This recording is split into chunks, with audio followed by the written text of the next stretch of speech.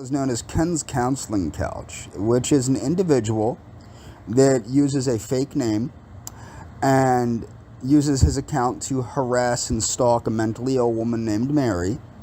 I've caught him in her comment sections.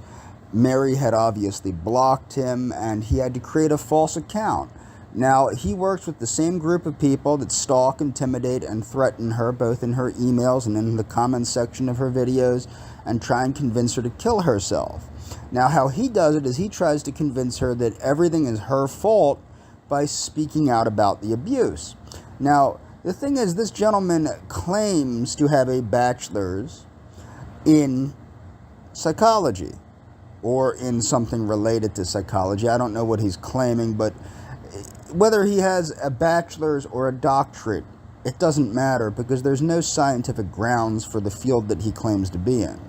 Now, he may be a mental health worker. My guess is that he used to be a mental health worker and he was probably fired for unethical behavior, because what he's doing, and that's the reason he's using a fake name and why he won't show his license. He'll show what it requires to be licensed. There's two possible reasons he won't show his license. Number one, he's lying and he doesn't have a license. He's just Googling things, which is what I really think. Number two, he knows that what he's doing is unethical and would result in the immediate termination of his license, and he would not be able to work in mental health again, because to pretend to be doctors, they have to pretend to have ethics like doctors. So the thing is, let's go over this. So he's another one that's hypersexually focused on me, just because, that's who they hypersexually focus on. I'm just so good looking. But I'm going to get into why psychology is a baloney science. It's not real. The scientific community recognizes that it's horseshit. And the only people that don't seem to recognize that it's horseshit are psychologists that live in an echo chamber and constantly basically perform cerebral masturbatory exercises in order to justify and tell themselves, oh my God, what I'm doing is real. No, it's not. It's imaginary. Now, I wanted to start with this article from Science Daily. Psychiatric diagnosis is scientifically meaningless. You might go, well, why am I not saying psychological diagnosis? It's the same thing. They use the DSM-5. But it doesn't matter. A new study published in Psychiatry Research has concluded that psychiatric diagnoses are scientifically worthless as tools to identify discrete mental health disorders. The study, led by researchers from the University of Liverpool, involved a detailed analysis of 5 key chapters of the latest edition of the widely used Diagnostic and Statistical Manual on Schizophrenia, Bipolar Disorder, Depressive Disorders, Anxiety Disorders, and Trauma-Related Disorders. Diagnostic manuals such as the DSM were created to provide a common diagnostic language for mental health professionals and attempt to provide a definitive list of mental health problems, including their symptoms. The main findings of the research were psychiatric diagnoses all use different decision-making rules. There is a huge amount of overlap in the symptoms between diagnoses. Almost all diagnoses mask the role of trauma and adverse events. Diagnoses tell us little about the individual patient and what treatment they need. Okay, and this is what I want to be clear about. I'm not saying that mental health and behavioral health and personality issues aren't real. They're very real. What the problem is that the mental health industry, psychology, psychiatry, they have created this edifice, this false edifice of medicalization. And I do think that there's a lot of there was an attempt, I think, in the beginning, to actually help people. Unfortunately, this false edifice is very fake.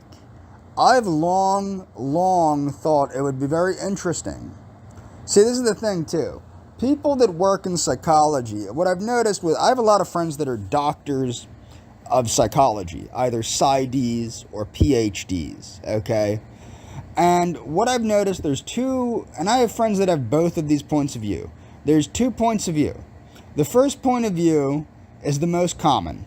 When they get their doctorate and they get to working, they realize, oh my God, I have a doctorate in bullshit. This is completely worthless. This is all imaginary.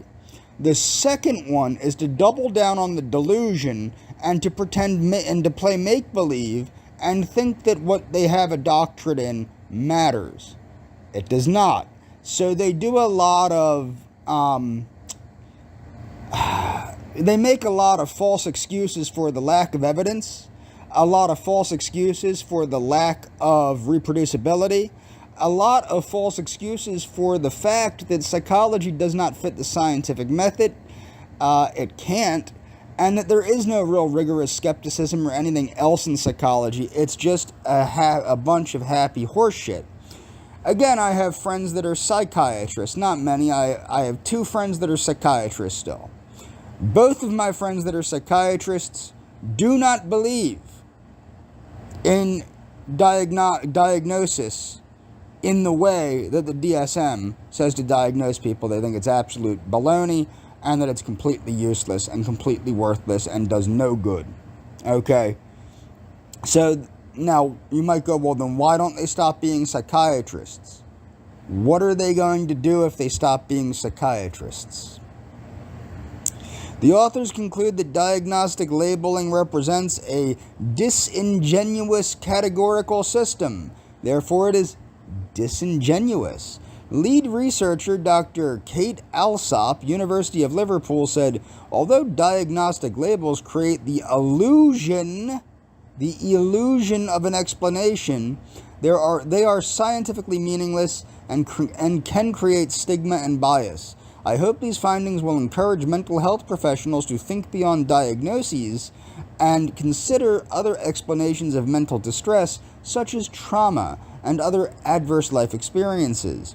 Professor Peter Kinderman, University of Liverpool, said, this study provides yet more evidence that the biomedical diagnostic approach in psychiatry is not fit for purpose.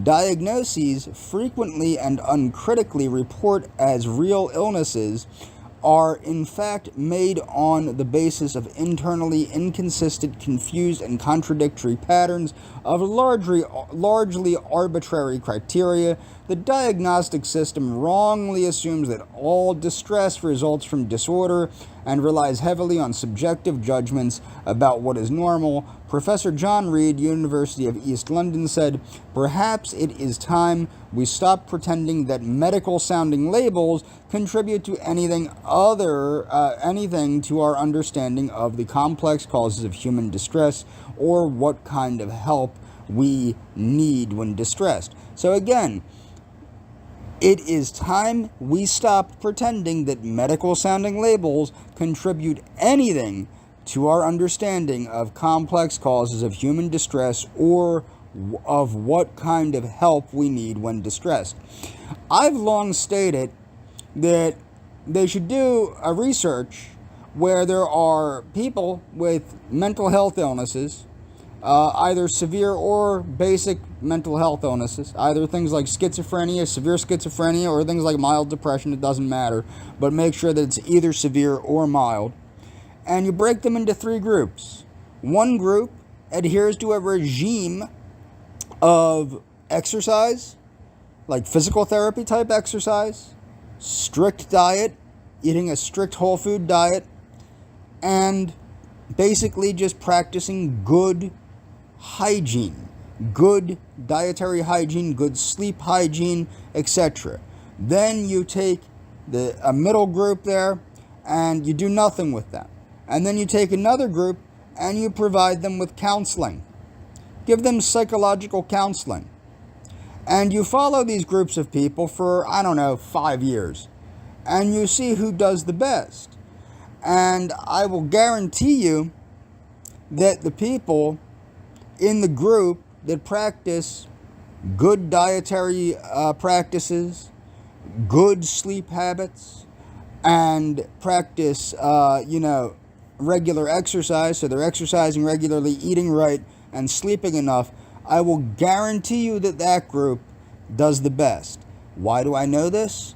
Because exercise, diet, and sleep hygiene are proven to help with behavioral health issues.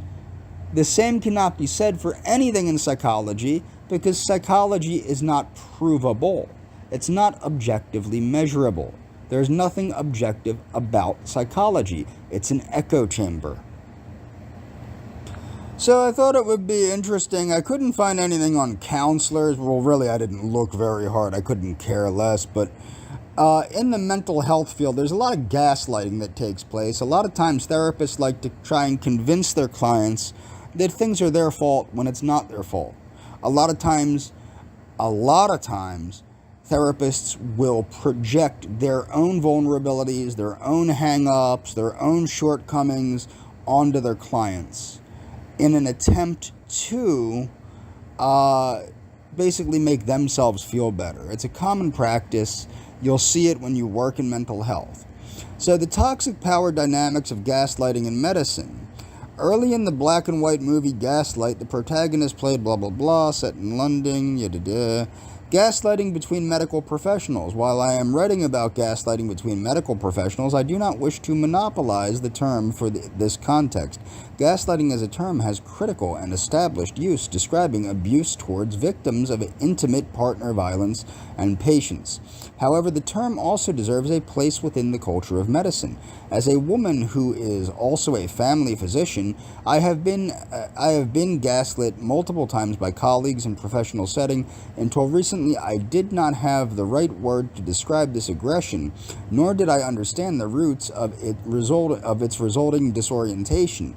The tools to address it were outside my reach. As a generalist, when I interact with specialists, it is normally a positive and productive experience facilitated by mutual trust and respect.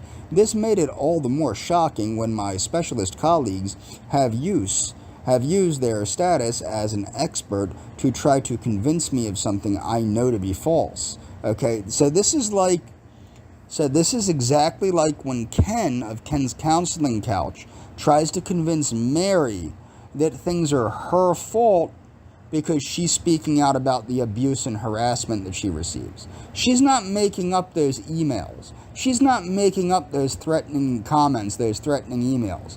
They didn't come out of nowhere, and they are not her fault. They are the fault of the people that threaten her. Just like the people that threaten and harass and stalk me, that's not my fault that they're threatening, harassing, and stalking me. That's their fault. They have the power to not do that.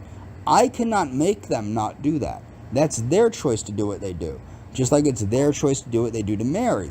But what Ken does is Ken tries to help them justify their behavior as well as make Mary feel worse about herself as they try to push her closer and closer to killing herself, as you will see over and over again if you follow the Adrasdia story.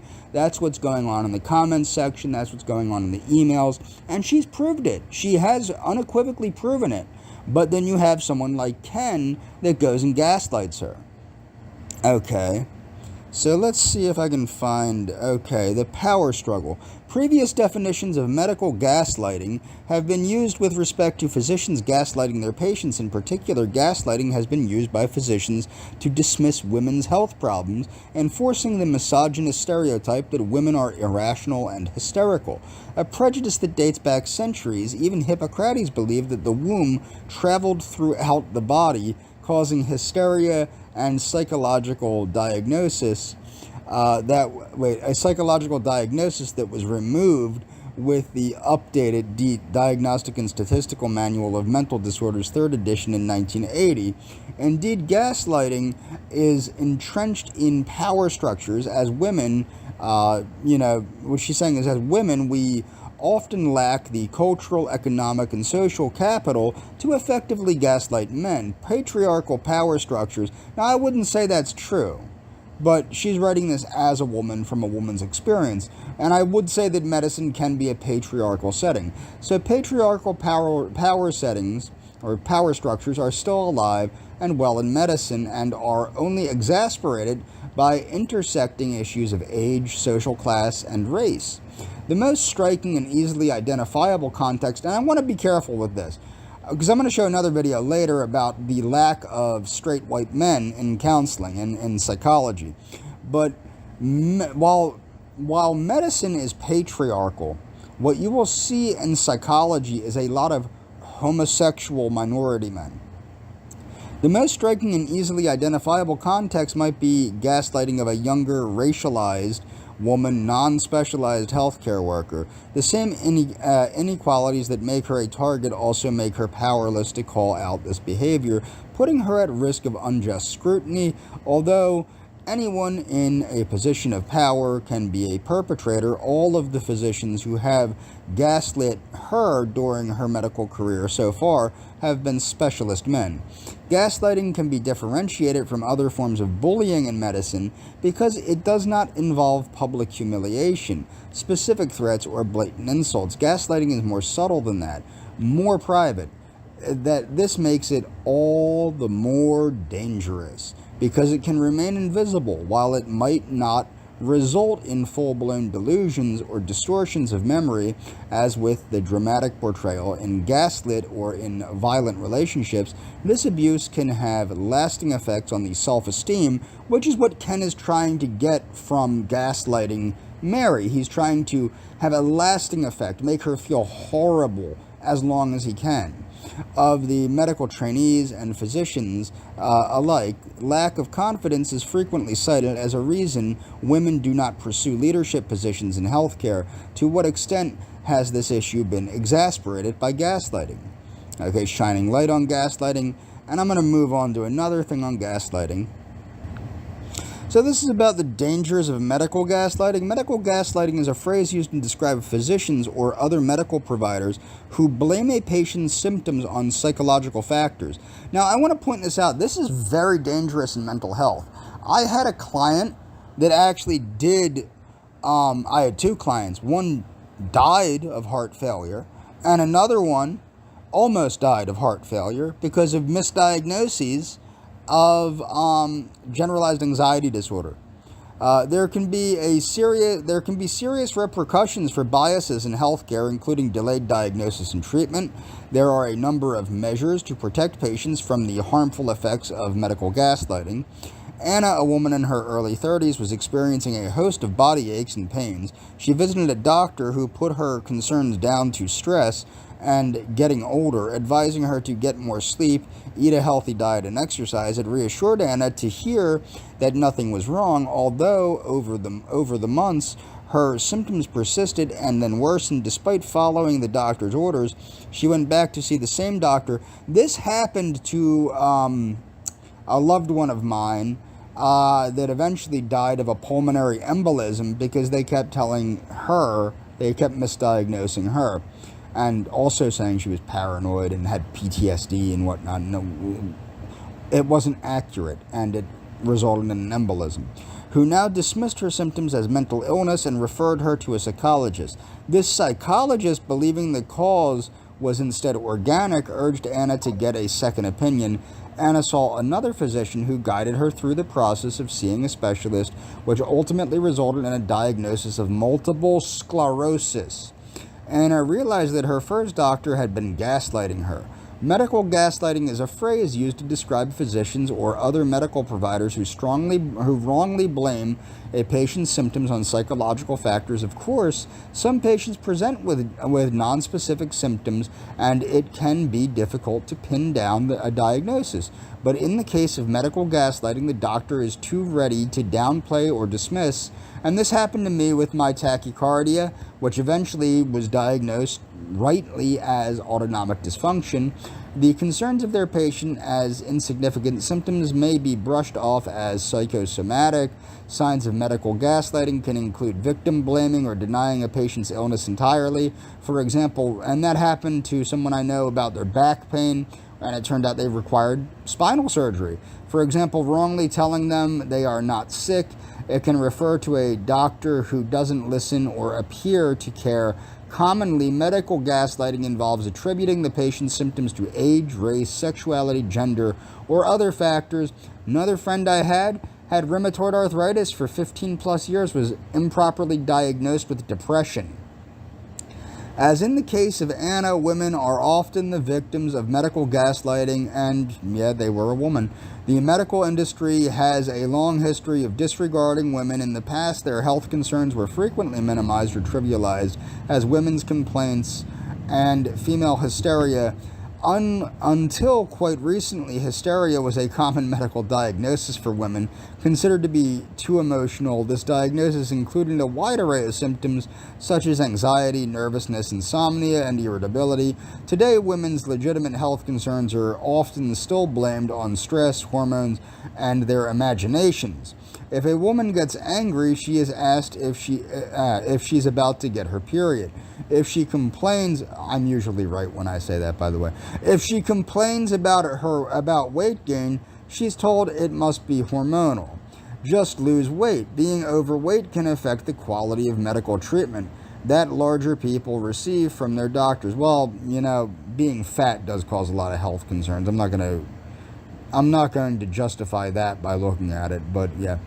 How to combat medical gaslighting. There are a number of measures to protect patients from harmful effects of medical gaslighting. People should trust their instincts about their bodies. Symptoms are signs that something is possibly wrong. Those who encounter medical gaslighting should push back and advocate for themselves. They should not be afraid to be more vocal and persistent with their health concerns. If a person feels their doctor is not taking them seriously, they need to find another provider. They should seek a second or third opinion or ask to be referred to a specialist. Ultimately, a patient is also a consumer who deserves quality health care and to be treated with respect. How I would pose this with Ken's counseling couch, how Ken's counseling couch tries to belittle Mary and make her believe that her issues are her fault. What she needs to do is understand that it's not her fault, and she does need to continue speaking more vocally. If I were her, I would report these things to the FBI, especially the threats, the terroristic threats. They need to be reported to the FBI, in my opinion. And I'm going to continue. Let's see what this former head of the Psychological Association has to say about psychology. Guess what? It's not scientific.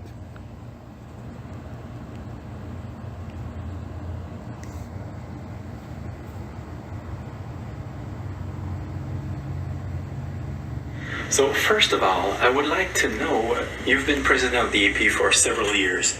I just would like you to refresh my memory about what was the history of reorientation therapy. When did you start to hear about this new development, and what can you tell me about the first reaction of the AP at that time? It probably started in the APA in the early 1970s.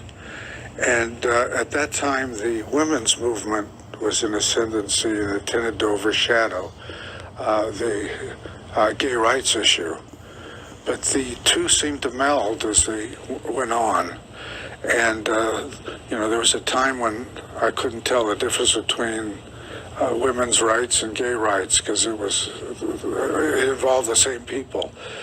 The first time it came up, and I was a member of Council. This would have been 1975, because I remember that's when I made the resolution. I made the resolution that being gay was not a mental illness. It was characterological. And it passed the Council of Representatives. And that was the first issue that came up. I also said that that the APA, if it passes this resolution, will also vote to continue research that demonstrates whatever the research demonstrates, unbiased, open research, was never done. Yeah. It was never done. But the resolution that I made in the council did get adopted, and by a wide margin. In that era, the Leona Tyler principle was paramount, that the APA would never take a position publicly that wasn't supported by scientific evidence, that it had to be scientifically demonstrated. And we abided, the presidents in my era abided by the Leona Tyler principle. All of a sudden, things began to change as things became more political than scientific. The Leona Tyler principle. All of a sudden, things began to change as things became more political than scientific. All of a sudden, things began to change as things became more political than scientific. The Leona Tyler principle, which was never withdrawn, disappeared. In fact, you can't even find it in the annals of the APA. If I didn't have it, it wouldn't exist as far as they're concerned. But no, I had no idea, none of us had any idea that we were talking about open dialogue, research, unbiased, and the gay rights movement in those days didn't have the kind of militancy it has now. I mean, now it's all or none. In the early years, it was more like, let's see what's happening. From your experience, when did you see this change of direction in the APA coming? It started changing pretty drastically by the late 1980s. By the mid-1990s, the Leona Tyler principle was absolutely forgotten. That political stances seemed to override any scientific results. Cherry-picking results became the mode, and override any scientific results. Cherry-picking results became the mode, override any scientific results. Cherry-picking results became the mode, and the gay rights movement sort of captured the APA. Yeah, it's very interesting the way results became the mode, and the gay rights movement sort of captured the APA. Results became the mode, and the gay rights movement sort of captured the APA. Yeah, it's very interesting the way it happened. The APA bent over backwards to be understanding and open. And it's understanding that it left an open door for people to rush in and use it for other than scientific purposes, for political. Open door for people to rush in and use it for other than scientific purposes, for political purposes, scientific purposes, for political purposes, scientific purposes, for political purposes. It was preceded by a number of issues. It became part of the movement for what one might call diversity. You want to bring all underrepresented peoples into psychology. And this is a very lofty idea on the surface of it. But when it becomes a bias, if I had to choose, choose now, I would see a need to form an organization that would recruit straight white males. If I had to choose now, I would see a need to form an organization that would recruit straight white males, which are underrepresented today in the APA. If I had to choose now, I would see a need to form an organization that would recruit straight white males, which are underrepresented today in the APA.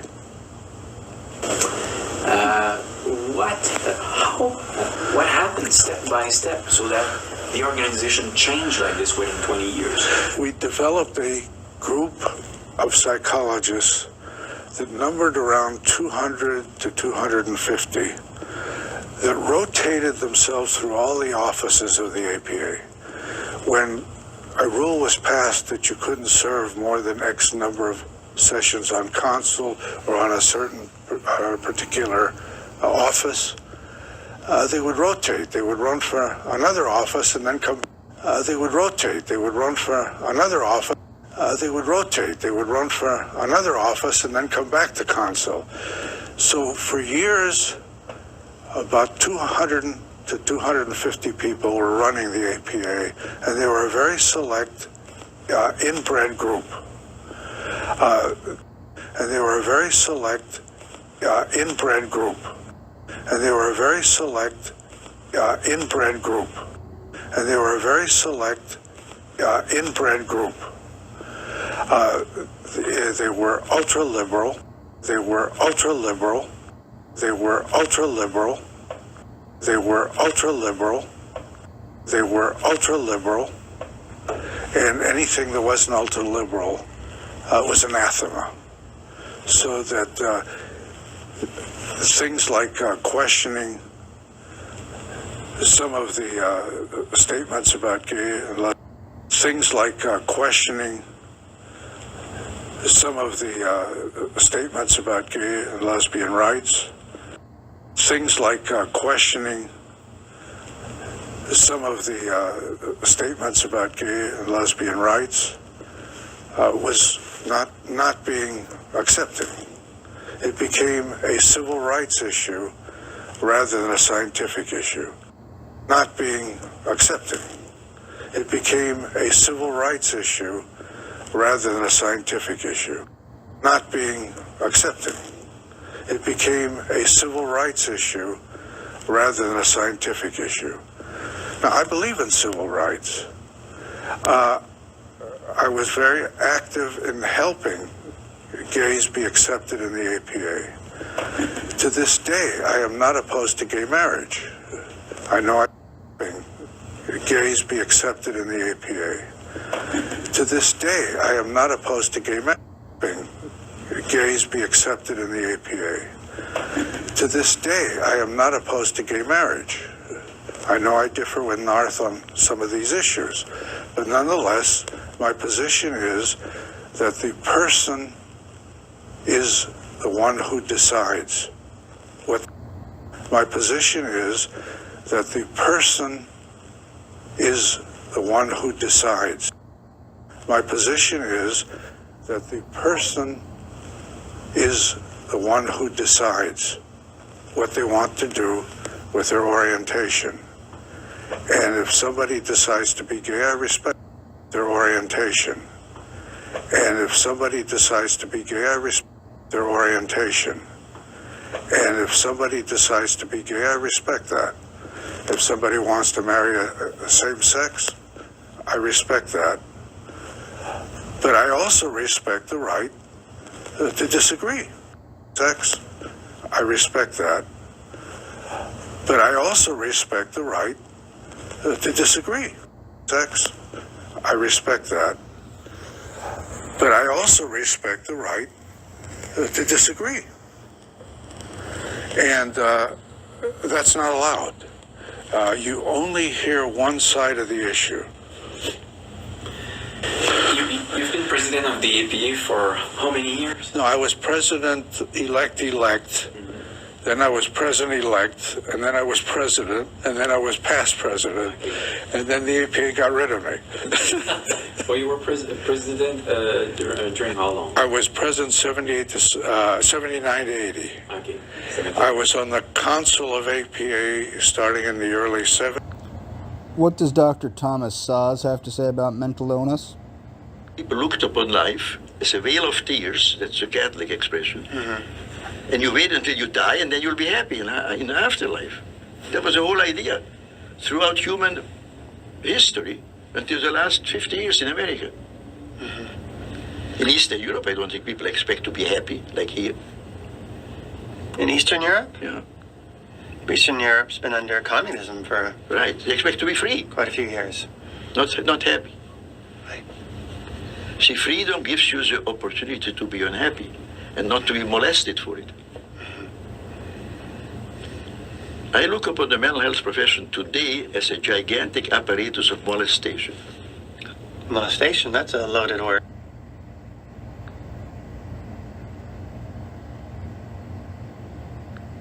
Profession today as a gigantic apparatus of molestation.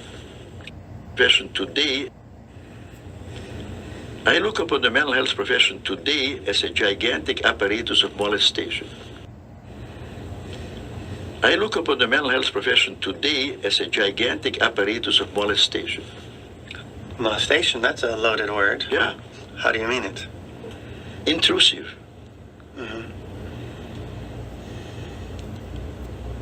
Intrusive. The average person doesn't know how to resist mental health help. Look how much of it is directed to the three helpless groups: children, old people, prisoners. Prisoners are full of psychiatric drugs now. Right? They go to jail for drugs. They go to jail for drugs, and then they go to jail for the drugs they like to take, and then when they're in jail, they are forced to take the drugs they don't want to take. That in some ways characterizes the American drug scene today. The drugs people want to take are illegal, and the drugs they don't want to take, psychiatry forces on them. And the mental health profession does not complain about it.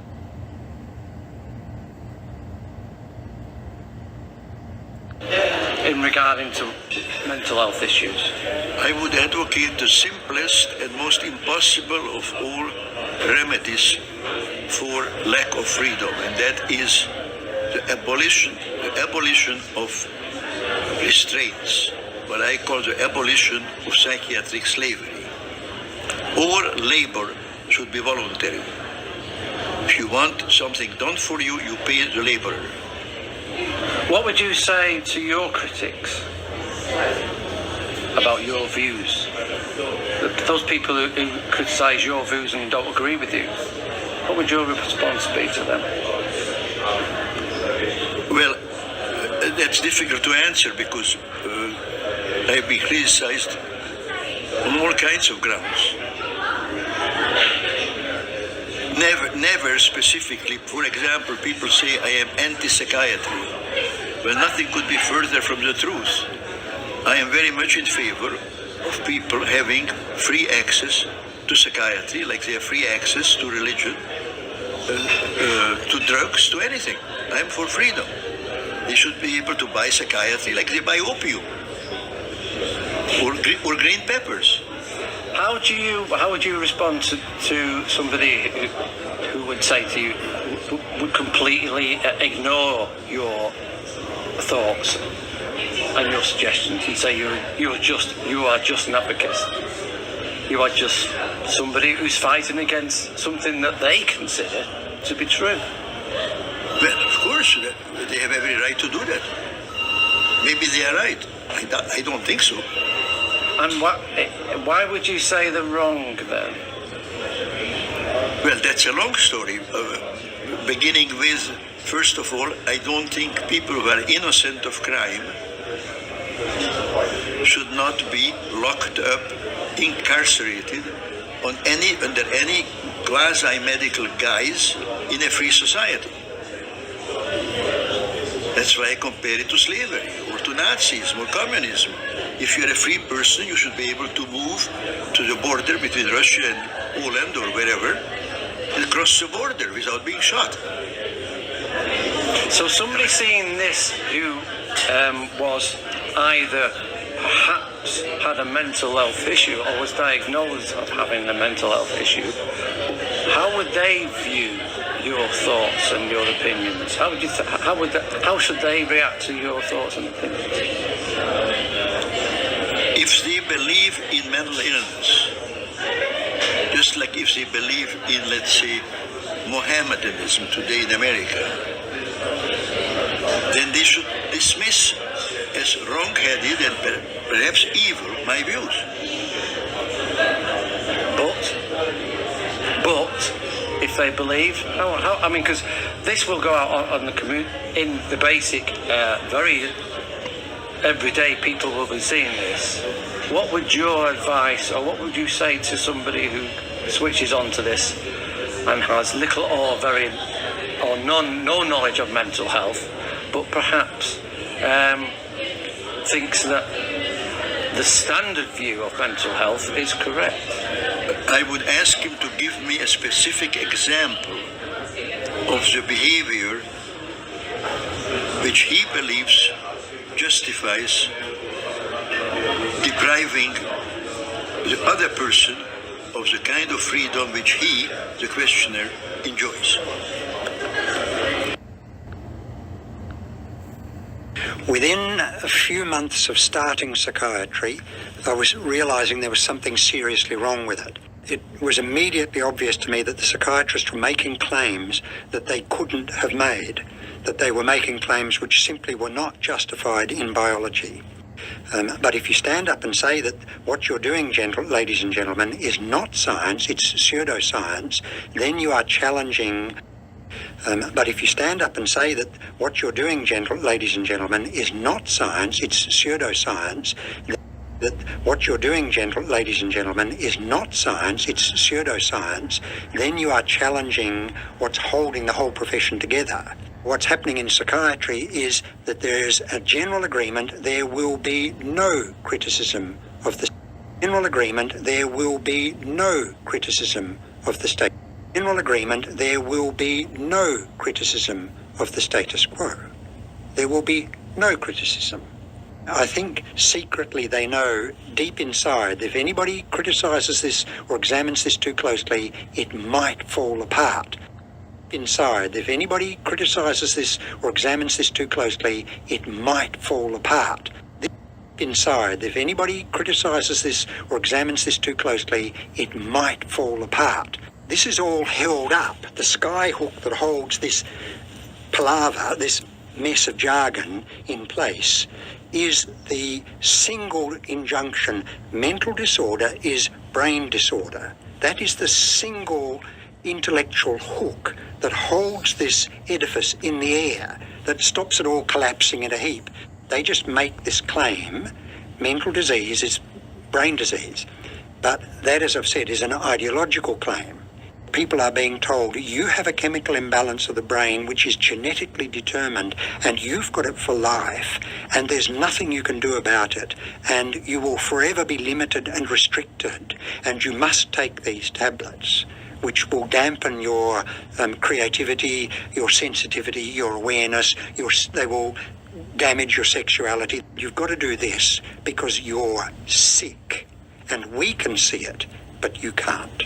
Now, because you're sick and we can see it, but you can't. Because you're sick and we can see it, but you can't. Typical gaslighting behavior. Now that is that to me is the catastrophe that has to be exposed. The general public needs to know where their hundreds of millions of dollars of research money is going and where their billions upon billions of dollars of treatment money is going, and above all, where their sons and daughters and mothers and fathers are going. And that's where it's at. Bugger the money. Excuse me, but bugger the money going. And that's where it's at. Bugger the money. Excuse me, but bugger the money. It's the lives that count. It's the lives that count. It's the lives that count. It's the lives that count.